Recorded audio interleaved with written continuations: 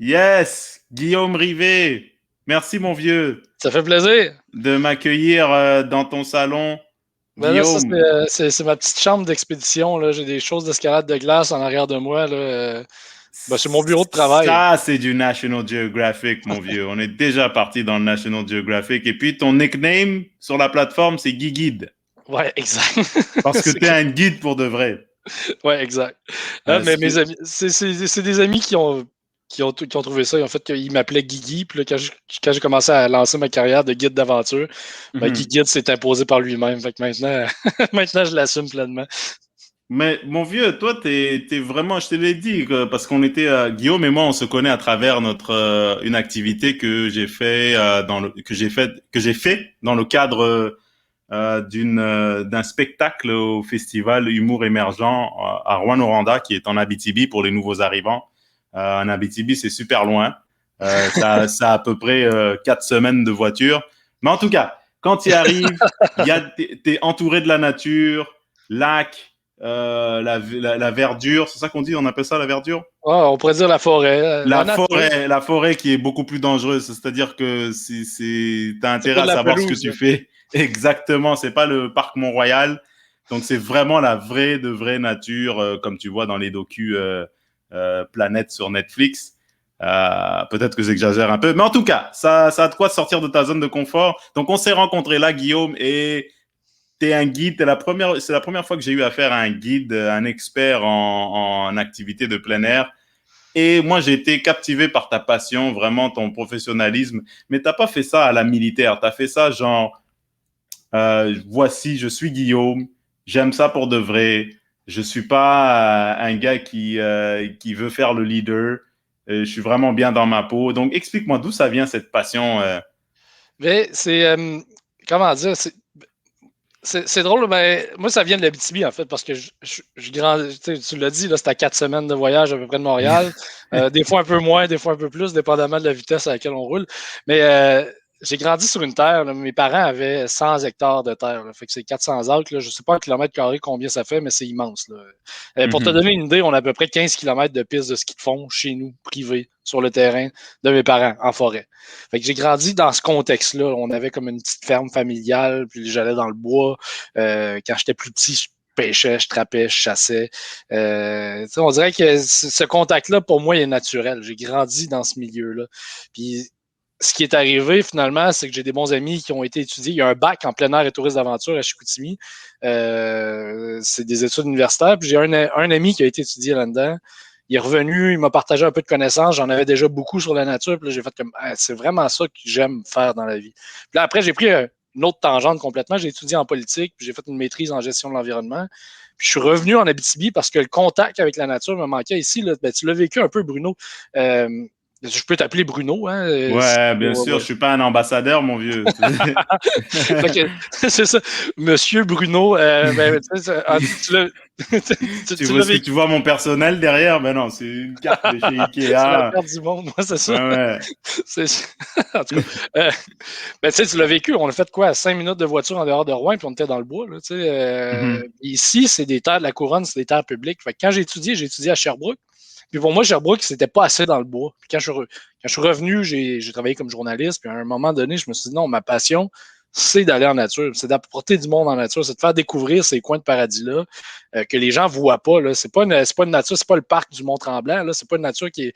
Ou même le parc du Mont-Royal. Là. C'est relativement inaccessible. Puis je me suis dit, il faut que je partage cette passion-là. Il faut que je partage le territoire parce que c'est beau. Là. Puis le contact avec la nature est tellement simple, ça nous rappelle comme. Ça nous ramène à l'essentiel. Fait que c'est. Ouais, je dirais, pour répondre largement à ta question, là, c'est le but, ça m'appelle, ça m'inspire énormément. C'est pas juste sportif, c'est pas juste un dépassement de soi, c'est aussi très introspectif, les moments de nature. Fait que c'est ce que j'avais le goût de partager avec les gens. Puis c'est pour ça que j'ai repris la branche un peu du tourisme d'aventure, puis j'ai parti ma propre entreprise ici. Mais en fait, si je comprends bien, tu as eu une petite parenthèse entre le métier que tu fais actuellement et ta sortie ou ta rentrée à l'université, mettons. Est-ce qu'il y a une partie de toi qui te disait, bah, c'est pas possible que le monde Ouais, s'intéresse aux guides touristiques, c'est pas possible, c'est pas viable, donc je vais aller en journalisme, je vais aller dans un truc un peu plus conventionnel, mettons que les gens connaissent. ouais. plutôt Ben, que je de pense qu'il y avait un m'aventurer besoin. dans. Ouais, je pense que ton analyse est bonne. Il y avait un besoin de sécurité. Là. Il y avait un besoin de cadre conventionnel, mais j'ai aussi, comment dire, j'avais le goût de me stimuler intellectuellement. Fait qu'en allant faire un bac en politique, puis une maîtrise en environnement qui touchait aux questions politiques, ben, j'ai fait ces études-là sans me dire je vais être obligé de travailler là-dedans. J'ai fait ces études-là parce que fondamentalement, ça m'intéressait beaucoup. Puis je trouvais que ces enjeux-là étaient très importants. Puis oui, j'avais la communication, mais j'ai travaillé comme journaliste à la salle des nouvelles de la radio de Radio-Canada pendant un an, puis j'ai honnêtement pas aimé ce travail-là, pas du tout. Genre, je trouvais qu'il n'y avait pas de liberté, c'était un parcours du guerrier, tu sais, euh, C'est en 4 minutes, fais-nous une chronique. Allez, dis-nous ce que tu penses en 4 minutes. Ouais, j'avoue 4 que c'est. minutes, là, ben même là, en fait, j'en fais encore des chroniques aujourd'hui pour Radio-Canada. Puis les chroniques, j'aime ça parce qu'on a plus de temps. On peut dire ce qu'on pense vraiment. Le journaliste a comme un devoir de neutralité qui, des fois, ce devoir-là est tellement grand qu'il est envahissant parce qu'au bout de la ligne, tu n'es pas neutre, tu n'es jamais neutre. Il n'y a pas un humain qui est neutre par rapport à une nouvelle qu'il reçoit. Fait que c'est une tentative de neutralité. Puis après, il y a toutes il faut remplir les bulletins de nouvelles, il faut s'arranger pour que les nouvelles sortent quand ils sortent. Les budgets d'enquête ne sont pas si grands que ça. Là. Même si Radio-Canada va mieux que beaucoup de médias, je dirais. Là. Tu tombes sur des recherches qui prennent beaucoup de temps, mais là, des fois, l'affectation est plus ou moins satisfaite. Là, je veux pas bâcher sur le journalisme en général, mais ce que je dis, c'est que ça ne me convenait pas, moi, personnellement. Puis pour commencer à travailler sur des gros dossiers, il a fallu que je travaille 10 ans comme journaliste, c'est que tu fasses ta place tranquillement, puis j'avais pas le goût d'entrer dans ce jeu-là. Fait qu'à un moment donné, j'ai fait, bon, ben c'est pas pour moi, qu'est-ce que je fais? Bon, ben je vais continuer à faire de la pige, des chroniques, de la pige en journaliste, fait que j'écris pour des magazines plein air ou pour des magazines spécialisés en environnement, puis je continue à faire des chroniques aussi, parce que la chronique, ben, tu as 7 minutes pour livrer ton contenu, puis en général, tu fais une recherche, puis tu as le droit de prendre position aussi par rapport à l'information que tu livres. Puis après, je me suis dit, bon, ben, l'été, qu'est-ce que je vais faire? Ben, je vais guider des gens. L'été ou l'hiver, là, mais c'est une passion que j'ai. Là. Le territoire est tellement beau. Là. Quand on prend le temps de le découvrir, il y a tellement de choses à voir. C'est fou. Là, Tellement grand, tellement. J'ai l'impression que, en fait, pas j'ai l'impression. Je pense que le Québec est sous-peuplé. Les gens s'en rendent pas compte, mais il y a plein d'espaces où c'est pas qu'il y a rien, mais je veux dire, il y a pas d'activité humaine, il n'y a pas quand on a traversé le parc de la Vérandrie, est-ce que je ouais, suis ouais, exact. bien? Ok, hein. Tu vois, ça paraît que je suis un gars du plateau. Quand on a j'ai regardé à gauche et à droite, c'est tellement vaste, Ouais. mais vaste de chez vaste, et on s'en rend pas compte à quel point le territoire est vraiment euh, sous sous-exploité. Est-ce que je dirais sous-exploité? Non, ou tu préfères garder ça comme ça? Tu trouves que ça Ouais, a sa place d'être de même, c'est ça? c'est ça la place, ouais, c'est ça. Je dirais pas, il est pas très densément peuplé. Là. Puis quand tu regardes une carte du Québec, ton analyse est bonne. Là, si tu as le Québec, là, mettons que tout ça, c'est le Québec, ben, c'est peuplé ici. Là, à peu près là, dans le petit sud du Québec. Là. Quand on dit que Saint-Jérôme est au nord, là, on se met le doigt dans l'œil jusqu'au coude, là, parce que même l'Abitibi, dans le fond, n'est pas au nord. Là, quand tu regardes une carte, là, le nord est vaste. Là tu dis le parc, bon, ben, la réserve faunique de la Vérandrie, mais des deux côtés, sur 250 km, tu n'as rien des deux côtés pendant 250 km de route quasiment. Mais quand tu arrives au nord de l'Abitibi, là, tu regardes, il n'y a pas de village, il y a pas. Il y a la route de la baie James, il y a les peuples autochtones qui ont des villages traditionnels à certains endroits, mais l'espace est tellement vaste. Puis ce qui est particulier, ben, sous-exploité, ça pourrait être un bon terme, mais ce qui est particulier, c'est qu'en fait, on ne réalise pas que c'est une richesse, que le territoire ne soit pas occupé à ce point-là. Puis des espaces sauvages de cette ampleur-là, quand tu regardes une carte du monde, il n'en reste presque plus. Là. On regarde en Europe là, des espaces sauvages de cette ampleur-là avec une si faible densité de population, ça n'existe presque plus. En Afrique aussi, c'est un peu vrai. En Est-ce que Asie, c'est les encore. Américains y en ont un peu à Montana, Je pense mettons, tu que dirais? je pense qu'aux Wyoming? États-Unis, en ce moment, là, à part pour l'Alaska, il me semble, j'ai vu une statistique qui dit que tu peux jamais être plus élevé. Tu seras jamais à plus de 50 km d'une route, peu importe tu vas te trouver où aux États-Unis. Ça peut être un chemin forestier, mais il y a des grands espaces, mais c'est plus aussi vaste que. C'est vaste, là, on s'entend. C'est gigantesque, mais des espaces sans occupation humaine, il n'y en a presque plus aux États-Unis aussi.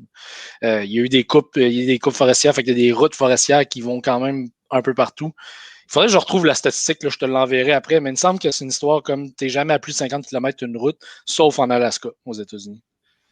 Waouh. Mais ça, c'est quelque chose. Et selon toi, d'après ton expérience, oui, et vu que tu aimes les opinions et tu aimes ça, avoir une position, j'imagine, c'est pour ça que tu as quitté le journalisme qu'on connaît au Canada. Quel est le rôle de la nature dans la société québécoise en ce moment? Est-ce que les gens respectent ça, tu dirais? Est-ce que les gens... Ah, moi, je pense qu'on est. Le rôle, là, à l'égard de plein de choses, la nature, là, dans ma tête, son rôle, c'est de nous grounder. Là. Excusez l'anglicisme, là, mais c'est comme de nous mettre les deux pieds à terre puis de nous faire prendre conscience de qui on est. Ouais, j'ai de la misère à répondre à la question, c'est tellement vaste, mais en même temps, c'est tellement important. Mais Par exemple, selon Guillaume Rivet, selon selon Guillaume toi. Rivet, là, moi, je pense que la nature, là, son rôle, là, c'est de nous rendre humbles un peu. C'est de nous connecter avec le monde naturel parce que on est tous issus de là. On vient tous de la nature d'une façon ou d'une autre. Puis notre relation au territoire, ça définit notre culture. D'une certaine façon, un Montréalais va avoir une culture montréalaise parce qu'il est grandi à Montréal puis ses références sont montréalais. Moi, je vais avoir une culture qui est liée à la nature parce que j'ai grandi à proximité du bois ou dans le bois carrément. Euh, Puis ça, ben, ça fait l'humain que je suis. Puis ce que j'aime beaucoup, moi, avec les concepts de nordicité, mais les concepts de nature, c'est quand tu pars en expédition, là, ça peut être une journée. L'aventure, là, premièrement, c'est à l'échelle de chacun. Là, quelqu'un qui n'a jamais été dans le bois, 2 heures en nature, ça va être une aventure, puis c'est bien correct. Puis moi, ça va peut-être être plus 14 jours ou 20 jours qui vont commencer à me sortir de ma zone de confort maintenant. Mais c'est bien correct aussi, mais la nature, elle rend humble, je trouve. Parce que quand tu arrives là, justement sur une rivière, puis tu es tout seul, ou on est quatre, par exemple, puis tu pagaies pendant 10 jours sur cette rivière-là, ben, la nature, elle ne te jugera pas. Mais si tu fais des erreurs, elle va te faire payer. Fait que si, par exemple, tu as le beau manteau de l'année, Canada Goose, mais que tu ne sais pas comment le porter, mais il est mouillé, ben, la nature, Ouais. elle s'en fout qu'il soit beau ou pas. Là. La question, c'est tu vas-tu avoir froid ou chaud? Est-ce que tu as les choses qui sont fonctionnelles pour que ça se passe pour toi? T'sais? Puis il y a beaucoup d'humilité. Là. Tu l'as essayé, on a fait les épreuves de feu. Là. Partir un feu, Mhm. ça a l'air simple, mais c'est quand même complexe. Surtout dans un contexte naturel. Tu sais, elle te rend humble quand il faut qu'elle te rende humble, puis ça émerveille aussi quand c'est le moment d'être émerveillé. Là. Moi, des couchers de soleil à pu finir, j'en ai vu. Là, il y a quelque chose de très introspectif là, d'être sur une île où tu te dis ce campement-là, ça fait peut-être 4000 ans qu'il était. Tu sais, quand tu arrives sur un lac en canot, là, je passe d'une idée à l'autre, là, tu m'excuseras, tu pourras. Non, non, non, pas du tout, pas du tout. Mais quand tu arrives sur un lac, là, par exemple, là, tu es à 150 km du chemin le plus proche. Là, tu es sur un lac, puis tu vas le regarder, puis on dirait que spontanément, quand tu commences à avoir de l'habitude, tu vas analyser l'endroit où tu vas dormir ce soir-là. Fait que là, tu te dis, ah, la pointe de roche là-bas est très belle. Fait que là, tu te diriges vers la pointe de roche, mais tu te dis, il y a 2000 ans, là, les Autochtones qui avaient peut-être à peu près les mêmes préoccupations, qui arrivaient sur ce lac-là, ils voyaient les mêmes choses que nous. Fait que, ils devaient se dire, ah, la pointe de là, de roche là-bas, elle serait belle pour faire un campement. Puis comme de raison, mais là, tu arrives là, puis des fois, tu trouves, ça m'est arrivé de trouver une pointe de flèche à un endroit qui devait avoir 1000 ans et plus, là, une pointe de flèche qui a été fabriquée par des Autochtones. Puis tu te dis, on a le même contact avec le territoire, on a la même relation, on analyse les mêmes choses. Puis là, après, quand tu es là, tu te fais un feu, tu viens de manger, tu regardes le coucher de soleil, tu te dis, c'est la même chose qu'on a observé à travers les millénaires au même endroit. Mhm. C'est quasiment spirituel, cette connexion-là, finalement, avec le Puis ça territoire. t'aide à contextualiser les conditions dans lesquelles nos ancêtres évoluaient. Ouais, exact. Puis C'est je ça trouve en que fait. Ok. puis le rôle de la nature, mais tu sais, quelqu'un qui vit ça après peut pas comme devenir insensible à la nature, tu sais, qui voit cette beauté-là, qui vit des moments de plénitude, ça dit ben Colin, on vient de là, tu sais, on dirait que ça aide à reconnecter, à sortir du bruit puis du brouhaha de la cité aussi là, t'as pas de cellulaire, t'as pas de courriel qui rentre, t'es pas stressé parce que tout ce que tu penses, c'est tu te lèves, tu déjeunes, tu pagaies, tu retournes te coucher, tu te lèves, tu déjeunes, tu pagaies. Mhm. Tu sais. Puis c'est un rythme de vie très simple, mais très groundé. Là. C'est ce qui Mais existe très seulement. difficile aussi, je trouve. Je trouve que c'est très difficile psychologiquement. Regarde, nous, on a juste fait une activité de 1 heure et demie, mettons. Mais dès les 10 premières minutes, je me suis trouvé inapte. Mais inapte, vraiment, c'est quasi. J'aurais préféré.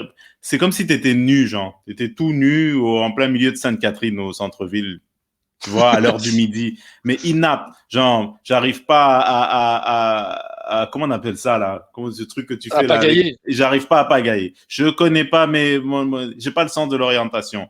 Je sais pas partir un feu. Il y a du bois partout. Et je m'accroche à mon cellulaire parce que j'aimerais ça qu'on me retrouve peut-être dans ma tête. Tu sais, si jamais, tu sais, Find My iPhone, Bruno, on l'a pas revu depuis 3 jours. Tu sais, à quel point je me suis trouvé inapte et j'ai trouvé ça intéressant parce que on se rend pas compte qu'on est confortable, on se rend pas compte qu'on est dépendant de tout ce qui a été fabriqué Ouais, exact. à travers notre industrialisation de la technologie. C'est mon appart, ma voiture, partir, c'est tout est fait pour nous, genre. Ouais. Ça, De ça l'eau rend chaude dans ton robinet. inconfortable, très rapide. De l'eau chaude, tu penses même pas à l'eau courante, tu vois, Ouais. les douches de 15 minutes, tu penses même pas quand tu es dans ce contexte-là. Donc, j'imagine que ça fait ressortir l'insécurité des gens. Plus tu restes Ouais, là-dedans, plus ça fait ressortir les insécurités des gens. et je pense que il y a beaucoup d'aventuriers qui le disent, là, mais le pire des aventures, en général, c'est les premiers jours. C'est le début. C'est comme les 10 premières minutes, les 15 premières minutes, ou la première journée, ou les 10 premières journées, parce que c'est là où là, tu es sorti carrément du bain. Là, on te prend de ton environnement confortable que tu connais, parce que tu dis se retrouver. Moi, j'ai plus le sens d'orientation dans, dans le bois qu'à Sainte-Catherine, par exemple. Là, puis pour moi, lire une carte topographique, c'est plus facile que de lire la carte du métro à Montréal. Là, j'exagère, mais dans le sens que Ouais. dans le sens que moi, je connais bien cet environnement-là, puis je passe beaucoup de temps là-dedans. Puis à Montréal, je suis pas tout à fait à l'aise parce que la vie urbaine de ce genre-là, j'ai pas été je peux pas dire, je suis pas un gars de bois à ce point-là, mais je veux dire, moi, après une semaine à Montréal, là, je suis comme, OK, il faut que je retourne dans le bois. J'exagère. Ouais, je comprends. Ben oui, je comprends. Ben, c'est parce Ça, que c'est mes j'imagine que ça référents, doit être mais l'inverse aussi pour les Montréalais, tu sais. ouais, c'est ça. Puis là, ce qui arrive, c'est qu'il y a moyen quand même. Tu sais, là, on a fait une courte activité, mais si tu étais parti en disant, OK, on fait 4 jours, par exemple, 4 jours de canot, puis que, tu sais, là, normalement, j'aurais pris plus le temps. Là, on s'est rencontrés le matin même de l'activité, puis là, c'est comme, salut, je m'appelle Guillaume, voici ton canot, bonne chance, on se retrouve de l'autre côté du lac. Tu sais, le but, un peu, c'était de vous déstabiliser aussi, là, de vous faire vivre une vraie aventure abitibienne, mais dans un contexte guidé, ben, il y a moyen d'y aller plus progressivement. Là, je t'aurais envoyé une liste d'équipements, je t'aurais préparé mentalement, tu serais arrivé le matin même. Puis là, on aurait eu un petit cours de canot là, qui aurait duré quelques heures. Puis après, on aurait commencé à descendre une rivière. Puis là, peut-être tu aurais trouvé ça difficile, mais je pense qu'après après le premier 2-3 heures, tu aurais fait comme OK, c'est ce qui se passe, je ressors d'ici dans 4 jours, puis c'est correct. Il y a comme un niveau de déconnexion, c'est progressif. C'est sûr que si je te jette comme à la Bear Grylls d'un hélicoptère avec un parachute, je te dis t'es tout nu, puis il faut que tu reviennes dans 10 jours en ayant pris du poids. Là. Ouais. Tu Non, seras ça, ce serait fou, là. Ce serait fou. Je vois parfois passer ces épisodes-là. Je me dis, ouf, c'est pas beau à voir au début. Mais je me dis, est-ce que tu as rencontré des gens qui ont été changés par une expérience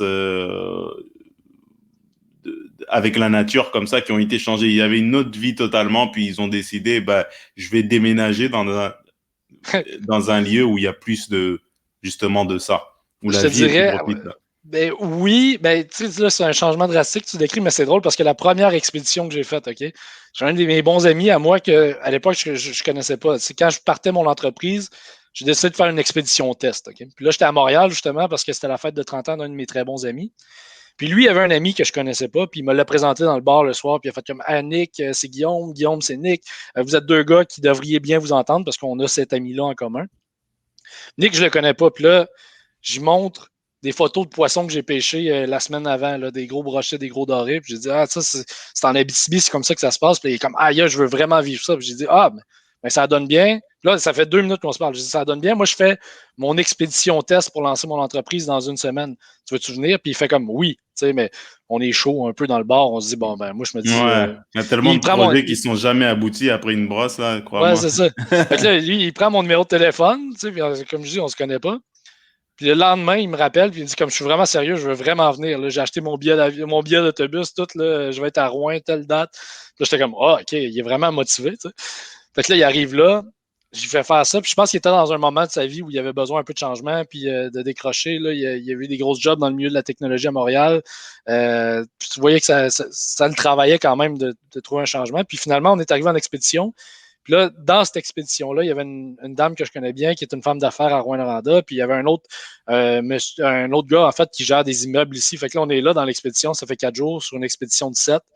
Puis là, après 4 jours, j'étais comme, Nick, t'as l'air bien, si tu veux, tu peux déménager à Rouen après, tu sais. Puis il fait comme, ouais, ça m'intéresse. J'ai dit, Jocelyne, elle va te trouver une job là-bas. Puis là, Jocelyne, elle est comme, ouais, on va te trouver une job. Puis là, je dis, hey, Léon, lui, il va te trouver un appartement. Puis là, ouais, on va te trouver un appartement. Puis là, on rit.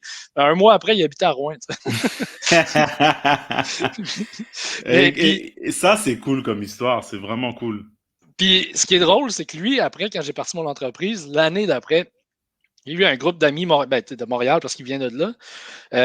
Puis là, il convainc ses amis, parce que ses amis voyaient cette activité-là comme quelque chose d'ultra inaccessible, comme quelque chose d'extrême, en fait. Puis c'est souvent perçu comme ça. Mais comme je te dis, pour moi, c'est plus culturel, introspectif que seulement sportif. Puis ça, cet aspect-là est vraiment important pour moi. Puis ça pour dire, il convainc ses amis de venir, puis là, c'est vraiment, moi, les forfaits sont tout inclus. Fait que les gens arrivent avec leurs vêtements, les tentes, les sleeping bags, les matelas de sol, la bouffe et tout. Et tout là, je dis pas ça pour faire de la pub, là, mais j'explique le contexte un peu. Mm-hmm. Fait que là, il convainc 4 de ses amis de venir avec lui en expédition avec moi l'année d'après. Puis là, on part. Puis il fait pas si beau, là, tu sais. Puis on va au bout d'un chemin forestier, beaucoup plus loin que toi, de l'endroit où je vous ai amené. Ouais. On fait, mettons, 70 km de route, puis à un moment donné, on prend un chemin de gravier. Puis là, on fait comme 30 km sur le chemin de gravier. On arrive sur une petite rivière où il n'y a rien, il n'y a pas de chalet. Puis là, on met les canots à l'eau là, puis là, les gars, ils me regardent, puis ils font comme « Ah, mon Dieu, on va arriver quelque part au bout de ça. » J'étais comme « Ouais, dans 4 jours, on sort à telle place en Ontario, tu sais. » Puis là, ils sont comme... Tu vois, là, déjà, là, ils sont, oh, ils ont les grands yeux. D'ailleurs, on fait juste un peu de kilomètres. On s'installe un beau campement, une grosse bâche, ils montent leur tente. Puis là, je fais comme un repas. Là, c'est des grillades sur le feu de bois avec des légumes grillés, toute la patente. Tout le monde mange bien, on boit bien, on s'amuse bien. Puis là, 4 jours après, finalement, on sort. Puis eux autres étaient vraiment impressionnés par le fait que finalement, il y avait moyen d'être confortable. Ils ont bien mangé, ils ont bien dormi, on a eu du fun, on a bu, ils ont pêché, ils ont vécu des choses qu'ils ne vivent pas dans leur contexte. Puis ces gars-là, chaque année, normalement, ils se payent un gros trip. Là. Avant, ben là, avec la COVID, c'était moins possible, là, mais ils allaient à Amsterdam, ils allaient à Paris, ils ont fait des voyages partout dans le monde. Puis là, je les ai repris parce que quand ils sortaient du bois, ils étaient pendant le FME, le Festival de musique émergente à Rouen. Fait qu'ils allaient voir des shows de musique un peu partout dans la ville. Puis je les ai recroisés comme une journée après. Puis là, il y en a un qui m'a pris à part. Il m'a dit, comme de tous les voyages qu'on a faits avec la gang de gars, celui-là, c'est le plus significatif pour moi. Il dit, c'est comme... Il dit, je pense qu'il partait à Paris 2 semaines après, puis il dit, j'ai même pas le goût d'aller à Paris, je prendrai une autre semaine d'expédition. Parce qu'il dit, je suis un Québécois qui est né au Québec de parents d'origine francophone, puis pour moi, je le connais pas, mon territoire, puis là, je réalise à quel point il y a des choses qui sont impressionnantes à faire, puis qui sont belles à faire, puis qui valent la peine d'être vécues. Je sais pas si tu comprends ce que je veux dire. Ouais, bien sûr, ben oui. On est surpris à quel point on connaît pas trop son pays. Hein. Ça, c'est pas juste pour les Québécois. Tu peux demander même aux Français ou c'est parce que c'est la vie moderne en fait qui absorbe une grande partie de la population. Ça me fait penser ça. Ça, j'ai une belle anecdote pour les Français d'ailleurs. J'étais à Paris pendant un mois, pendant mes études, pendant la maîtrise. Tu te dis, ben, les Français connaissent pas leur pays, mais puis là, j'étais à Paris, puis moi, j'avais en tête que la Bastille à Paris, ça existait encore. Moi aussi, j'étais à Paris, puis j'ai demandé. Mais moi, je suis né en France, j'ai vécu en France, mais j'ai oublié ça parce que ça fait tellement longtemps que je suis au Québec. À un moment donné, j'étais à Paris il y a 2 ans, là, avant la Covid, j'étais sur une terrasse, puis je cherche sur mon téléphone, je fais comme la Bastille. Puis et là, je tombe sur un article de Wikipédia qui m'explique c'est quoi la Bastille. Parfait. Puis je demande à un Français qui fume une cigarette tranquille, un Parisien en plus, de surcroît. Il avait pas l'air super patient. Je dis, la Bastille, elle est où? Et puis, je dis, elle n'existe plus, la Bastille. Tu sais, c'était jamais l'air tellement encore. J'ai vécu exactement la même affaire. Je cherchais sur Google, là, puis là, j'étais comme, mais où la Bastille? Où la Bastille? Parce qu'on était proche de la place de la République, là, puis là, t'as comme l'avenue de la Bastille qui mène à l'endroit où la Bastille était. T'sais. Puis là, j'étais comme, hey, moi, il faut que je trouve la Bastille. Je veux voir un château médiéval. Je n'avais jamais été en Europe. Je n'avais jamais vu de vestiges médiévals. J'étais comme, il faut que je trouve la Bastille. Fait que là, je cherche sur Internet, puis je trouve pas d'informations. Je suis comme, ben, pourtant, tu sais, la prise de la Bastille dans la Révolution française, c'est tellement fort. Ça devrait être un lieu national. Puis là, je me promenais. Mais moi, au début, ce qui était drôle, c'est que je posais la question aux Parisiens, puis les Parisiens ne savaient pas. C'était comme, et où la bastille? La bastille, je sais pas. Et où la bastille? Puis là, c'est comme, puis là, il y en a un qui m'a indiqué, tu sais, comme c'est par là, mais probablement qu'il devait se dire comme il cherche la place de la bastille, là, qui est aujourd'hui un rond-point. Exactement. Puis là, finalement, à un moment donné, j'arrive au bout du rond-point, je fais comme, il n'y a pas de bastille.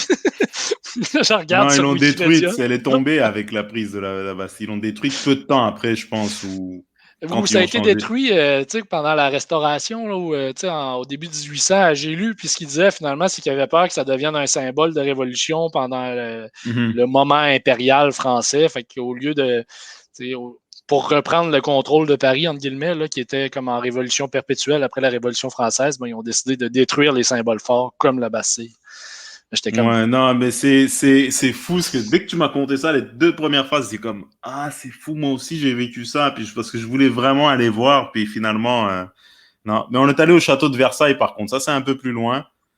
Ça devait être beau, ça. Ça c'est beau, c'est impressionnant. C'est quand tu parles d'être déconnecté de la nature, je pense que c'est au château de Versailles que tu devrais. Ils sont vraiment construits une ville là, juste le parc. On n'a pas fait le château, on a fait le parc parce qu'il y a un parc à côté.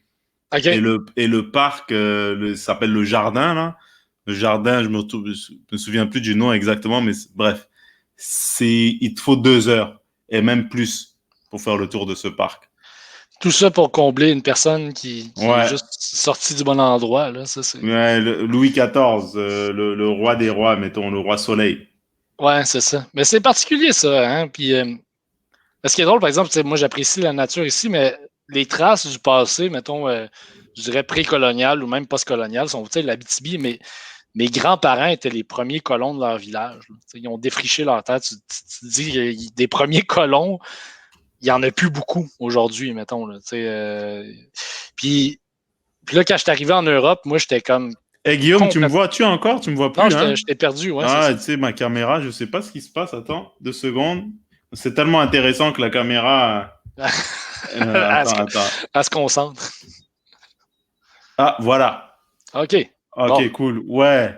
Ben, c'est ça, puis là, c'est complètement à côté de la nature, mais ici, on n'a pas beaucoup de traces historiques. Là. Je veux dire, je vis dans un bâtiment qui a été construit en même temps que la ville en ce moment, là, dans le sens que. Puis là, j'arrive en Europe, moi, puis là, je voulais voir des choses médiévales, puis des châteaux forts. Puis là, je me disais, comme je veux voir des traces de la Deuxième Guerre mondiale, tu sais. Puis je me rappelle, là, pas loin de la cathédrale de Paris, là, tu as l'espèce de, je pense que c'est le commissariat de Paris, là, de police, là, où. Puis tu as comme une trouée de balles dessus parce qu'il exécutait les dissidents là, pendant la Deuxième Guerre mondiale, là, les Ok. résistants français. Puis tu as une coupe de place, tu as la plaque commémorative, puis là, tu as les impacts de balles sur le mur de briques en arrière. Puis je me dis comme, c'est complètement fou. Moi, ça me subjuguait. Pour les gens, c'était normal là-bas. Mais... En tout cas, bref, je sais pas, moi, le passé historique. Disons que tu es un fan de l'histoire, en fait. Ah C'est oui, ça, en fait. j'aime beaucoup, ouais, exact. Ah, là, Et, ouais. à travers tes activités, est-ce qu'il y a un autre désir que tu as à travers ton entreprise? Est-ce que tu veux juste le faire au Québec ou tu te dirais, bah, j'irai. Est-ce que tu serais, mettons, game d'aller dans un endroit que tu ne connais pas nécessairement? C'est dans la Oui, nature. oui, tout à fait. Dans la nature, oui. J'ai des rêves de voyage partout, là. Par exemple en Alaska, en Norvège, dans les fjords norvégiens. Je te dirais, il y a des écosystèmes qui me rendent moins à l'aise. Là. Je me verrais pas en Afrique à guider des gens à travers les lions ou par Ouais, exemple en la Amazonie. chaleur, ouais. Ouais, c'est ça. Puis moi, la chaleur, ça me fait pas. Je m'y adapterais à titre de tourisme, mais peut-être pas à titre de guide. Là. Puis moi, les choses, là, je préfère gérer un ours noir, par exemple, que de gérer un serpent qui peut venir comme dans la nuit me mordre puis me tuer au bout de 2 heures, tu sais. Ou des grosses araignées que je fais comme. Tu sais, comme des créatures à sang froid, les créatures que je comprends pas, là, j'ai plus de misère. Tu sais, un ours noir, je sais comment gérer ça, il n'y a pas de problème, mais un serpent vémineux, là, ça, ouais, ça me fait plus peur Ouais, qu'un donc, ours. je te comprends. Ben, tu serais mieux dans ton environnement, en fait, dans Ouais, lequel exact. tu as grandi. Mais, tu sais, en parlant de l'Alaska, j'ai écouté, c'était sur Netflix à un moment donné. Ouais, je passe beaucoup de temps sur Netflix. La J'ai trouvé pandémie ça oblige. fascinant. Ma conjointe et moi, on a écouté, on a dévoré cette émission. C'est un gars avec sa conjointe qui a fabriqué une maison en Alaska, sur le haut d'une montagne, mais vraiment isolé. Et il a fabriqué une maison de ses propres mains en bois et tout. Il a tout installé, système d'irrigation, de l'eau courante et tout. Il a tout installé là-bas. Et puis, il cherchait à léguer à quelqu'un. Et qui ont fait comme une émission de télé-réalité avec plusieurs candidats qui sont allés Ah, là-bas ouais. pour leur montrer si eux, il valait la peine Ah d'avoir oui, cette je pense que maison-là. j'ai vu passer les previews de ça. Faut que je rajoute ça. Mais des fois, je trouve ça un peu surfait, ces séries-là, mais là, tu réussis à me le vendre comme. Ben, je sais pas, moi je suis pas fan de télé-réalité. Il y a des trucs comme ça que tu regardes parce que ces gens-là ont travaillé toute leur vie sur leur maison. Le gars, il a commencé, je pense à la maison, il avait début quarantaine. Et elle était faite, elle était complètement terminée genre 12 ans plus tard Ouais, avec c'est sa ça. femme. Tu vois, il y a tout construit de A à Z. Mais c'est pas tout le monde qui peut vivre dans ces conditions-là et qui peut vivre isolé de tout parce que eux, pour aller sur leur territoire, faut prendre un autre avion, arriver en Alaska, un petit Ouais, c'est avion ça, qui un t'amène petit sur le haut de la avion. Ouais. colline et tu restes là. C'est-à-dire, si tu as oublié d'acheter du sucre, too bad. Tu vois, si t'as plus de lait, too bad. Je veux dire, Chérie, t'as-tu pris le lait à fallait le l'épicerie? Oh non! planifier. Mais on a trouvé ça vraiment intéressant parce qu'il faut vraiment accepter d'être isolé pendant X nombre de temps, pendant plusieurs années, parce qu'ils te lèguent cette maison. T'es pas leur enfant. Ouais. C'est qu'ils te lèguent une partie d'eux-mêmes. Ils te lèguent justement cette connexion que eux ils ont eue avec la terre, avec l'environnement écologique.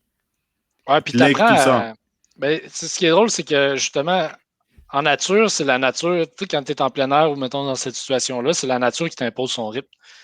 Tu sais, c'est pas tu vas dehors quand tu as le goût d'aller dehors ou quand tu as le temps d'aller dehors. Là. S'il pleut, là, puis tu passes ta vie dans le bois, ouais, tu attends une journée dans ta tente ou dans ta maison. Là, puis la journée où il fera beau, mais là, tu iras cueillir tes bleuets. Tandis que nous, on est dans un autre trip où j'ai du temps maintenant, c'est maintenant qu'il faut que ça se passe. Tu sais, puis si le poisson ne mord pas aujourd'hui, le poisson ne mord pas aujourd'hui. Je sais pas si tu comprends ce que je veux dire. Tu sais, c'est la Ouais, nature. ça te rend moins égoïste. Ça te rend moins égoïste, Oui, exact. Fait justement. c'est ça. Puis nous c'est comme, bon, ben, ma semaine de vacances, c'est le 14 juillet. Je l'ai pris en janvier. Puis c'est le 14 juillet que je vais aller en vacances pour une semaine, qu'il fasse beau ou pas beau. Mais normalement, ça devrait être un peu imposé par le rythme naturel, ces choses-là. Fait que ça aussi, on est déconnecté un peu de ça là, quand tu y penses. Là. Mais en Alaska, là, puis j'ai été au Yukon aussi. J'ai vécu 4 mois dans ma tente au Yukon à un moment de ma vie. Euh, Dans ta tente au Yukon, ouais, ouais, pendant 4 mois, ouais, ouais, ouais. Ça, par exemple, après 4 mois, je te dis, ta douche chaude, quand tu reviens, tu fais comme, ah ouais, ça c'est une quatre commodité. mois. Mais Ouais. c'est quoi une journée typique quand t'es au Yukon? J'imagine que t'étais pas au milieu du centre-ville. T'étais quand Non, même non, non, dans non. un. Ben là, en fait, au début, en fait, ce qui est arrivé, c'est que j'allais cueillir des morilles là, dans l'Ouest. Là, fait que c'est une sorte de champignon que les restaurants français utilisent beaucoup. Finalement, on était parti comme. Puis les morilles, c'était pas si bon, on faisait pas d'argent. C'était l'année où il y avait eu un gros volcan en Islande qui bloquait les vols pour l'Europe. Fait que le prix de la morille a chuté. Fait qu'on a fait que j'étais avec un de mes amis, puis on a fait comme, mais c'est correct. On a vu des photos du Yukon, puis on s'est dit, on s'en va au Yukon. Fait qu'on on est parti en voiture, puis on est monté vers le nord. Puis là, on faisait des treks un peu partout quand on pouvait. Puis finalement, on est arrivé à une ville qui s'appelle Dawson City, qui est à 8 heures au nord de Whitehorse, qui est la capitale du Yukon. Fait que là, on est quasiment dans le cercle polaire. On est à 1 heure de voiture du cercle polaire. Là. Ça te donne une idée à quel point c'est au nord. Puis là, il y a comme une vieille ville, puis j'ai travaillé comme doorman dans un casino. Mais je dormais dans ma tente à l'extérieur, dans le bois. Puis, puis à Il chaque faut fois que faire j'avais ce des. qu'il y a à faire, hein. Faut faire Ouais, ce qu'il y a à faire. Ouais. puis, ouais, c'est ça. Puis finalement, à toutes les fois qu'on avait l'opportunité, on allait faire des treks, puis on allait se promener dans le bois. Là. Mais on dirait que les gens là-bas, c'est comme si. C'est pas vrai pour tout le monde, là, je veux pas généraliser, mais il y a beaucoup de gens que j'ai rencontrés qui étaient comme. Qui s'inscrivaient en marge de la société. C'est comme s'ils avaient décidé de refuser ce que la société leur offrait. Puis là, ils partaient pour l'Alaska puis le Yukon, puis ils habitaient là. Puis il y a des fois, c'était des gens qui avaient des carrières, là, des salaires dans les 6 chiffres, là, ça allait super bien, ils travaillaient. Puis à un moment, ils tombent en crise existentielle, puis ils font comme non, c'est pas ce que je veux dans la vie. Fait que là, ils partaient au Yukon, puis ils se trouvaient une cabane en bois rond dans le fond du bois, Mhm. pas d'eau courante, pas d'électricité, puis ils vivaient là pendant, ça fait 10 ans qu'ils vivent dans cet endroit-là, puis ils sortent à Dawson, qui est la ville, là, la ville avec 1000 habitants. Puis là, ils viennent acheter des poches de farine, puis ils jasent un peu, ils prennent une bière, puis le lendemain, ils repartent, puis ils retournent dans le bois pendant un autre Mais mois et il y demi. en a plus qu'on pense comme ça. Et Ouais, je trouve que dans la société actuelle, nord-américaine ou occidentale, on nous vend beaucoup la réussite à travers le le métier que tu travail. Ouais. fais, le travail, combien te paye ton travail, qu'est-ce que tu arrives à t'acheter, maison, laveuse sécheuse, lave-vaisselle, tout ce qui en suit. Mais tu as beaucoup de gens comme ça qui arrivent début quarantaine ou mi-trentaine qui font comme moi, c'est pas la vie que je veux mener jusqu'à ma mort. J'en ai appris sur moi-même. Je veux pas faire ce que je fais. Je Ouais, préfère vivre avec la moitié de l'argent, mais ailleurs. En fait, ils ont choisi de s'écouter, en fait. Et ouais, ça, c'est ça. il y a pas assez, il y a pas assez de gens qui, soit on Mais veut pas s'écouter, ou soit je sais pas. non, mais c'est tout à fait ça. Moi, je pense qu'à un moment donné, je sais pas pour tes parents, mais pour les miens, l'objectif, c'est d'avoir une carrière stable et constante avec un revenu d'argent constant. Même chose, ouais. Euh, Puis, tu prendras ta retraite puis des vacances tu prendras des vacances quand tu seras en retraite, mais c'est pas une recette pour. Je sais pas si ce qu'on décrit est une recette pour le bonheur plus que ce que nos parents ont vécu, mais clairement, je veux dire, mes parents sont heureux, là, ils regrettent pas leur vie, mais est-ce que c'est ça le bonheur, là, c'est de travailler pour avoir des possessions matérielles? Tu sais, t'en vois plein aussi des gens là, qui travaillent fort, là, ils ont la grosse roulotte, surtout ici en Abitibi avec les salaires dans les mines, là, ils ont la grosse roulotte, ils ont le bateau, ils ont le 4 roues, ils ont tout ce qu'il faut, mais ils n'ont même pas le temps d'utiliser ces choses-là. Puis quand ils ont le temps, finalement, ben là, ils sont plus assez en forme pour utiliser le matériel qu'ils accumulent. Ouais, Tu sais, c'est puis ça devient comme vraiment paradoxal parce que c'est soit tu as l'argent, puis pas le temps, soit tu as le temps, puis pas l'argent. Mais au bout de la ligne, on n'a pas besoin de complexifier nos vies à ce point-là, j'ai l'impression. Là, c'est vrai, moi, ça s'inscrit un peu en faux. Là, faut vivre quand on peut. Là. Mhm. Je pense qu'en fait, nos parents ont vécu comme. Je ne peux pas dire ça va être gros, là, mais l'échec du capitalisme, un peu. Le capitalisme, c'est la consommation. On essaie de nous vendre que la consommation va nous rendre heureux. Mhm. Puis finalement, quand on le laisse, on réalise que c'est pas ça qui nous rend heureux. Ça nous rend heureux pendant un très court laps de temps. Fait qu'après, bon, ben, c'est comme moi, Ça fournit du plaisir, pas du bonheur. Le Ouais, plaisir, c'est temporaire. Le bonheur, après, c'est plus à long terme. Mais même là, le bonheur, il y a des hauts et des bas. Parce que moi, je crois pas qu'il y a une vie vraiment juste remplie de bonheur parce que ça va et ça vient, le bonheur. Il ouais. faut que tu aies une vie qui est remplie de sens à tes yeux, qui te donne un sens à ta vie.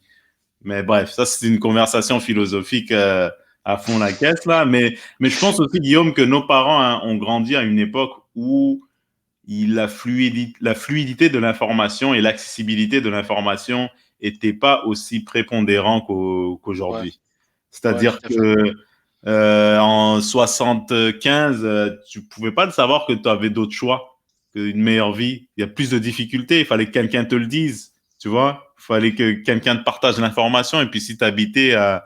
Tu sais, c'est pas comme maintenant où tu tapes sur Google, genre, quel job je pourrais faire avec mon type de personnalité, tu vois. Ouais, c'est ça. T'as pas ces outils-là, tu vois, t'as pas les réseaux sociaux. Il y a tellement de métiers qui sont inventés, qui ont été découverts grâce à la technologie Ouais, puis il y a que nos ça, parents n'avaient pas. puis je reviens à ça, mais mes grands-parents étaient les premiers colons de leur village. Là, fait que, par exemple, mon père a vu mes grands-parents bûcher toute leur vie. Ils ont eu 10 enfants. Ils l'ont pas eu facile. L'électricité est arrivée dans leur village à un moment donné dans les années 60. Tu te dis, hey, Mhm. puis eux, ils étaient vraiment comme dans un mode de vie de subsistance. Puis mon père, lui, a grandi après. Là, il est passé de ce mode-là à l'autre mode de vie qui est arrivé ailleurs, mais qui était peut-être pas arrivé à l'endroit où lui a grandi. Puis là, c'est sûr qu'il y a comme un clash. Là, quand tu dis il y a deux générations, les gens luttaient un peu pour leur survie. Puis là, aujourd'hui, ben, on a le loisir de dire ah ben moi j'ai pas le goût de travailler, je préfère Non, aller en c'est vrai, voyage au Yukon. mais c'est vrai, c'est vrai. Puis non, mais non, tu sais, nos parents aussi ont apporté certaines valeurs qui, je trouve, qui se sont perdues avec notre génération et les plus jeunes. Je te donne un exemple. Euh, Quand je vais magasiner pour des trucs au centre-ville ici, puis je généralise, hein, tu sais, j'ai l'impression que les jeunes aujourd'hui de 19, ça les intéresse pas de faire des jobbing, moins Mhm. qu'avant. Ça les intéresse pas de travailler dans un truc à magasin à souliers ou au McDo. Tu sais, ils veulent avoir accès à des ressources qui leur permettent de consommer le plus rapidement et le plus souvent possible, j'ai l'impression. Et je Ouais. généralise. parce que ils suivent tout quelqu'un qui est influenceur, qui a 22 ans et tu le vois là sur le haut d'une montagne avec un café dire living my best life, comment devenir millionnaire en 10 étapes, tu vois, c'est le genre de trucs qui suivent tout le temps, puis là ça s'imprègne dans leur tête que la vie c'est ça, tu vois. Ouais, tu peux l'avoir facile. Tu peux être millionnaire Ouais, facilement. tu Là. peux l'avoir facile. Or, C'est pas notre si vrai. expérience nous dit que t'es pas supposé avoir des sous à 19 ans, tu sais. Ouais. À moins d'être un joueur de hockey ou un vendeur de drogue, malheureusement, la norme, c'est que t'es pas supposé être millionnaire à 22 ans. Tu sais, je veux dire, la plupart des gens aisés qu'on connaît ont bâti une carrière à travers plusieurs décennies, puis à arriver à 50 ans, là, ils ont une position qui leur permet de consommer des choses et de pas être nécessairement heureux dans ça, tu Ouais. vois. Donc, Puis je ce qui trouve est que juste, c'est ça. ben, c'est un peu l'aspect pervers aussi des réseaux sociaux, je trouve, parce que des fois, ça montre un peu ce qu'on valorise. Qu'est-ce qu'on valorise?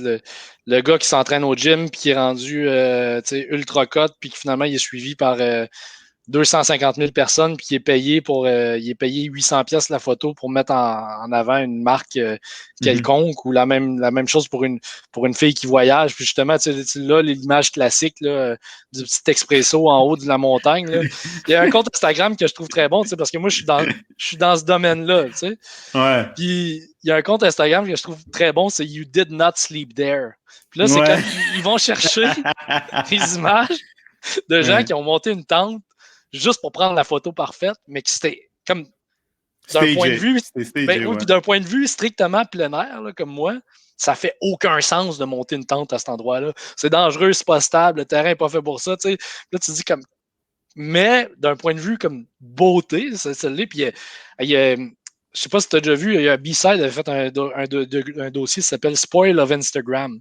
Ça parle des endroits naturels qui ont été détruits par les tendances d'influenceurs. Là. Fait que des gens, par exemple, il y a une log, un bout de bois au BC qui rentre en Colombie-Britannique, qui rentre sur un Mm-hmm. lac d'eau claire, puis tu vois les montagnes en arrière, puis là, il y a des influenceurs connus qui ont été prendre des photos sur le bout de bois dans le lac avec le beau setup de montagne, puis il y avait, je pense qu'aujourd'hui, il y a comme une file d'attente de 2 heures pour prendre ta photo sur cet endroit-là. Ah, Il, boy. puis il parle même de gens d'influenceurs qui meurent parce qu'ils se lancent dans des Ouais, aventures il y a trop une intenses. madame là de Hong Kong qui est morte. Elle est tombée d'une montagne là. Elle prenait Des toujours des photos en photos un bikini. peu osées. Ouais, elle est Ouais, tombée malheureusement. C'est genre il y a un mois. ouais, c'est ça. Je trouve que Mais c'est triste, surtout pour une photo.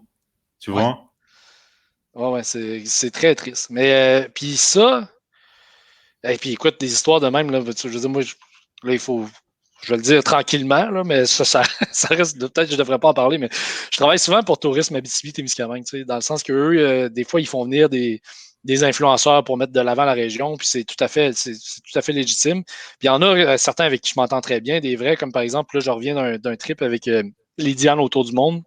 Mhm. Puis elle, c'est une vraie, là, elle aime ça, faire des vraies aventures, elle aime ça qu'on parte, puis elle ne met pas en scène ces choses. Mais c'est arrivé aussi que j'ai eu des commandes, mettons, pour une activité, c'est censé durer 3 jours. Puis là, finalement, les influenceurs m'écrivent, puis là, c'est que 3 jours, c'est peut-être long, on prendrait peut-être juste une nuit à la place. Puis là, finalement, j'arrive là le matin même, puis là, une nuit, c'est beaucoup. Finalement, on voudrait peut-être juste partir un après-midi de temps en canot. Puis là, tu sais, j'ai repensé à ça, puis j'aimerais qu'il y ait un bateau qui suive avec nous. Puis là, finalement, ça finit cette aventure-là, qu'on a pris des canots, puis on a pris un ponton, là, c'est une espèce de plateforme avec un moteur. On a mis Ouais. les canots sur le ponton, on a fait 2 heures pour se rendre jusqu'à l'endroit où c'est beau pour prendre des photos. On a mis les canots à l'eau. Les influenceurs sont entrés dedans, se sont placés au bel endroit. Ils m'ont même prêté leur appareil photo. J'ai pris 15 photos. Puis ils sont revenus. Oh Puis là, non. eux, après, je parlais avec eux, puis c'était des influenceurs de l'Ontario, tu sais, c'était des anglophones, puis anglophones, francophones, il y en a des deux côtés, là, on s'entend. Puis, je suis comme, c'est qui votre public cible? Ah, nous, on est des vrais aventuriers, puis on parle à des aventuriers. J'étais comme, vous n'êtes pas des vrais aventuriers, là. Je leur ai pas dit ça de même parce qu'il fallait que je reste poli, mais puis là, après, j'ai été voir leur publication Instagram. Puis là, c'est comme notre première expédition en canot. Là, c'était difficile, mais on y est C'était arrivé. stagé. Ben C'était pas oui, tout à fait représentatif mais de non, ce qui a été. ils ont pagayé 10 minutes sur 2 heures de bateau, tu sais. Puis c'est moi qui prenais les photos, j'étais comme, c'était pas une expédition, mais après, il y a tellement de bruit sur les réseaux sociaux par rapport à ça. Tu sais, c'est difficile de différencier l'authentique du non authentique. Fait que la photo de quelqu'un sur un canot avec le matériel d'expédition, là, ben, elle peut venir, ça fait peut-être 15 jours que cette personne-là est en expédition, ou ça fait peut-être 10 minutes, ils ont juste fait le beau stage. Mais si la personne a le même titre, puis ça ressemble à un minimum, pour quelqu'un qui ne connaît pas ça, on voit pas la différence, on verra pas la différence. Et est-ce qu'il y a beaucoup de jeunes? Excuse-moi de te couper, mais est-ce que tu vois une clientèle justement avec ce que tu offres comme expérience là de plusieurs journées dans le bois? Est-ce que, mettons, tu as 4 gars et filles de 19 et 22 ans qui viennent te voir, ou c'est plutôt arrivé à un certain âge que les gens... On dirait que ça répond à une crise existentielle des fois, le plein air. Là. Fait que c'est plus, je dirais, début trentaine. Les jeunes, en général, trouvent qu'il n'y a peut-être pas assez d'action là-dedans. Puis je pense que l'autre aspect qui est le plus rebutoire, c'est le prix d'une expédition. Là. Quand même, quand tu as un guide, quand tu as tout le matériel fourni, quand tu as la bouffe fournie, mais tu sais, veux pas, ça coûte quand même un certain montant. Fait que c'est rare que les jeunes de 19 ans vont dire je vais investir 2000$ dans ma semaine. À moins que ce soit des joueurs de hockey ou des vendeurs de drogue. Ouais, c'est ça. C'est ça, exact. Fait que dans ce contexte-là, oui, il y en a, mais je te dirais que c'est plus début trentaine que début vingtaine. OK. Mais ou c'est parce qu'ils ont l'impression qu'ils peuvent le faire eux-mêmes, parce qu'ils l'ont vu sur Instagram, justement. Voilà. Mais c'est tellement... ça, tu viens de me décrire qu'il y a un problème qui sûrement doit se refléter dans plusieurs industries, là. Ouais, c'est pas juste le plein air. Mais je trouve que faire tout ça pour stager une photo, je trouve que c'est dommage parce que ça rend la personne en question... Ça ne la laisse pas jouir du moment présent et de se laisser porter dans une aventure, dans l'incertitude, afin de se découvrir. C'est peut-être trop spirituel ce que je raconte, mais à un moment donné, je veux dire, tu as besoin de te laisser aller. Puis je trouve que c'est vraiment beaucoup axé sur le contrôle, c'est l'influence des événements qui vont te permettre de prendre la photo que tu veux, tu sais. Puis, ben, c'est drôle parce que tu en parles, tu sais, en plein air, il y a une mode qui s'appelle le bushcraft. Le bushcraft, c'est grosso modo, là, si ça serait traduit, ça serait l'art de la forêt. Moi, je dirais l'art de vivre en nature. Fait que souvent, il y a des gens qui disent que le bushcraft, c'est de la survie, mais non, c'est pas de la survie. C'est comment se monter un abri, comment cuisiner sur feu de bois, comment partir son feu. Puis c'est correct, c'est comme un retour vers l'arrière, parce que dans le fond, tous les voyageurs ou ceux qui faisaient les coureurs des bois faisaient tout ça, grosso modo, du bushcraft, entre guillemets. Puis là, des fois, tu as des photos de ça. Là, puis là, tu le vois. Moi, je le vois tout de suite quand c'est stagé. Là. Parce que, par exemple, la personne, ce qu'il trouve beau, c'est des espèces de fanales, là, des lanternes là, qui fonctionnent au gaz avec la mèche. Là, puis là il s'éclaire avec ça plutôt qu'une lampe frontale qui est beaucoup plus efficace pour ça. Puis des fois, il y a certains influenceurs, ils en ont 2 dans le bois. Tu sais. Ils partent, ils en ont 2, mais t'es tout seul dans le bois. Pourquoi t'en aurais 2? Tu sais? Mais c'est plus beau pour la photo d'en avoir 2. Mais c'est une grosse affaire, c'est lourd, ça prend trop de place dans un sac. Pourquoi t'en as 2? Tu sais? Mais non, eux autres, il y en a 2, il y en a une en arrière. C'est une autre réalité pour satisfaire d'autres intérêts. Puis c'est correct. Exact. Mais juste que chaque choix de vie a ses conséquences. Il y en a qui sont plus positifs que d'autres. Tu sais. Ben, tu sais, je veux dire, on s'entend, moi. Dans le fond, au bout de la ligne, ça n'a aucun impact dans ma vie. Ça n'a sûrement aucun impact par rapport aux gens qui regardent ça. Mais ou d'autres photos. Là, il y a une autre photo, là, sur Instagram, les gens s'imitent. Puis il y a une autre photo, souvent qui est traditionnelle pour les gens qui partent en expé.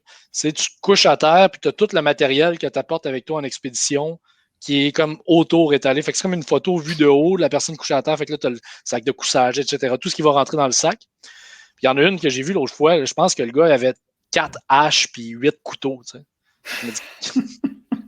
C'est un viking. C'est un viking. C'est ça. Donc, il lance vers son ennemi sa première hache et il en prend une deuxième pour son troisième ennemi. Tu sais. Ouais. C'est un viking. Mais toi, en fait, ce que tu offres, c'est vraiment une expérience authentique à travers Exode et Aventure. Ouais. Le plus possible. Je comprends qu'il y a des choses que tu peux pas contrôler parce que tu fais face à la nature, mais ça, c'est authentique parce que la nature, c'est imprévisible. Ouais, mais exact. Si quelqu'un, mettons, quelqu'un qui est intéressé par ça, un des auditeurs ou auditrices qui est intéressé par ça, si tu avais à décrire ça, mettons, genre du début jusqu'à la fin, mettons, en simplifié, en langage simplifié, comment tu ferais ça? Ce que je dirais, moi, ce que j'offre, là, c'est des forfaits tout inclus sur mesure pour des gens qui veulent aller dehors. Grosso modo. Puis là en fait, ça, c'est plus mon produit. Mais ce que j'essaie de vendre, c'est des moments authentiques en nature. Puis c'est des moments qui sont pas seulement sportifs, mais aussi des moments qui sont introspectifs. En fait, le but, c'est vraiment de décrocher. C'est d'arrêter de penser à son quotidien, d'arrêter de penser à son téléphone, d'arrêter de penser à son travail. C'est juste pendant 4 jours, là, on va dans le bois puis on décroche.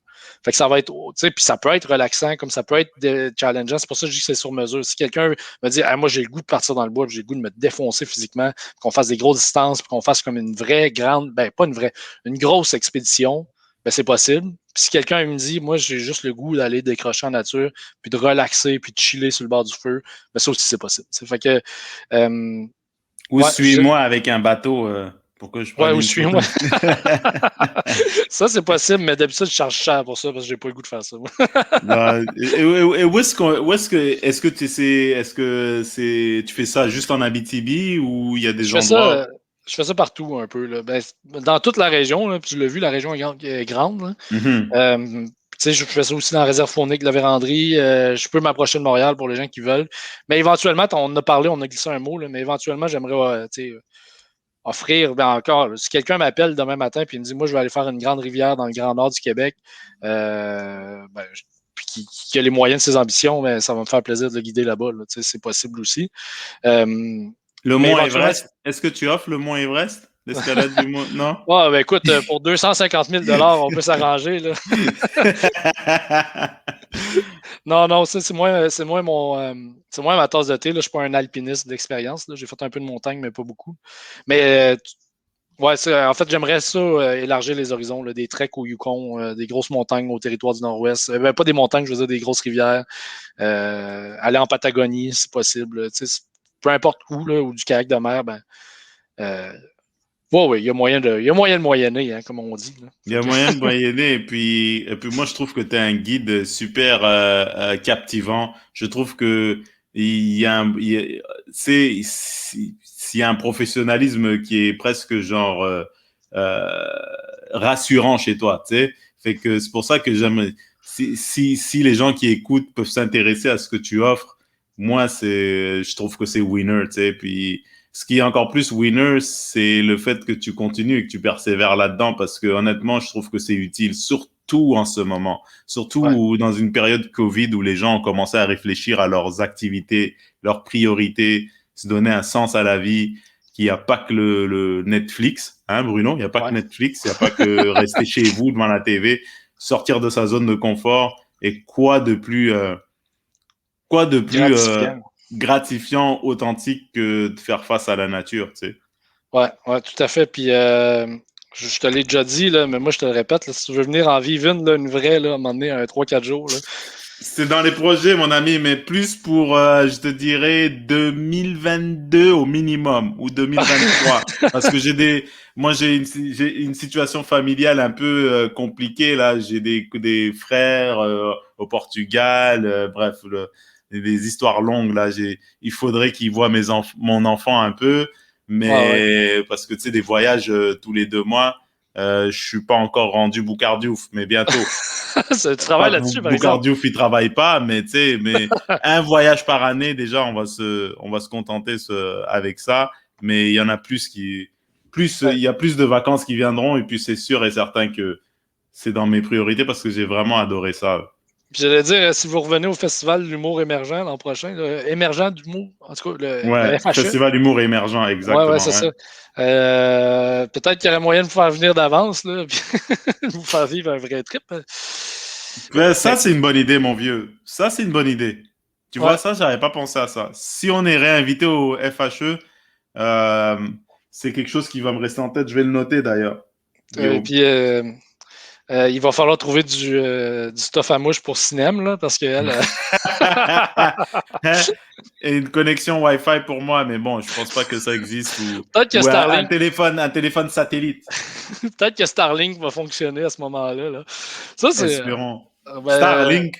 ouais, mais tu sais, c'est le projet d'Elon Musk là, pour apporter Ah oui, oui, oui, Internet oui, oui, partout. Là. oui, oui. Ah oui, Starlink de Elon Musk. Ah ouais, lui, il doit être pas loin. Lui, il accomplit toujours ce qu'il dit qu'il va accomplir. Ouais, c'est ça, mais là, c'est un peu épeurant. Moi, je veux pas que les gens aient du signal dans le bois. Là. Je veux qu'ils vivent la totale. Comment sortir d'ici le plus vite possible? Je vais acheter un brouilleur d'ondes. Là. Exact. Et où est-ce qu'on peut trouver ta plateforme, Guillaume? Exode.ca. C'est Exode.ca avec un S? Exode? non, pas de S. Ok. Puis, tu sais, vous allez voir le site. Il y a pas de, comme je dis, il n'y a pas de forfait proposé. Il n'y a pas comme hey, je veux faire 5 jours à tel endroit. C'est plus dans une formule sur mesure. Fait que tu me dis, ouais, on est 4, on veut descendre une rivière, on veut faire de l'eau vive, ou on veut apprendre à survivre dans le bois, ou on veut juste faire du canot pour relaxer, on veut faire une expédition où on pêche surtout. Toutes ces choses-là sont possibles. Là, c'est dans un spectre des possibles. Fait que le but, finalement, c'est que les gens m'écrivent, je les appelle, on discute de ce qu'ils ont le goût de faire, puis après, ben, on s'arrange pour que ça se passe. Mais tu vas peut-être recevoir un appel de moi en 2022 au mois de juillet, mon vieux. Quand tu vas commencer à vendre de la drogue pour avoir de l'argent, là. Exactement, tu as tout compris. Eh Guillaume, merci de m'avoir accordé presque 1 heure pour cet enregistrement. Ça C'était fait. vraiment super, comment dirais-je, c'était intéressant. Déjà, j'ai appris beaucoup, puis j'ai développé une envie d'en apprendre plus sur la nature, Ah sur le ben, plein air. c'est le but de la chose, mais merci de l'invitation encore. Puis pour vrai, Et Mikasa est Sukasa. tout Fait le que, plaisir est pour moi, mon vieux. Merci pour ton accueil aussi. On a passé un séjour vraiment mémorable. Et puis, mon vieux, man, c'est la première de plusieurs conversations qu'on va avoir en personne, hein, ouais, autour d'une bière en fût, là, ou bière, c'est vos bières fortes, là, qui donnent le goût de dire la vérité, là, tellement elles sont fortes. c'est ça. Mais, mais, On mais aura sur, d'autres belles soirées, ouais, c'est là. Effectivement. ça, c'est sûr et certain, mon vieux. C'est sûr que c'est pas la dernière. Mais tu m'enverras le lien de ton site web parce que je vais le mettre dans la description. Puis comme ça va être le plus simplifié pour les gens qui veulent s'intéresser à ça et en apprendre plus. Ouais, c'est parfait, ça. Mais, Guillaume, moi, je à la te souhaite prochaine. un bon week-end. C'est- Hein? c'est- Ouais, ben toi aussi. Puis si un jour tu as 4 semaines à donner, ben tu viendras me voir. 4 semaines? Non, non, Ouais, non, c'est quatre c'est ça heures. que tu disais. Non, tu disais que c'était 4 semaines pour se rendre ici au début du podcast. Ah Là, oui, oui, oui, oui, oui, oui, oui. Oui, ouais, on va oui. le Mais démystifier oui, tout de suite bien là, pour les sûr. gens. Là. Bien C'est 6 à sûr. 7 heures. Là. Bien sûr, bien sûr. Mais écoute, Guillaume, sans problème, tu peux compter sur moi. Et puis, sur ce, ben, je vais te souhaiter un excellent week-end et merci encore, mon vieux.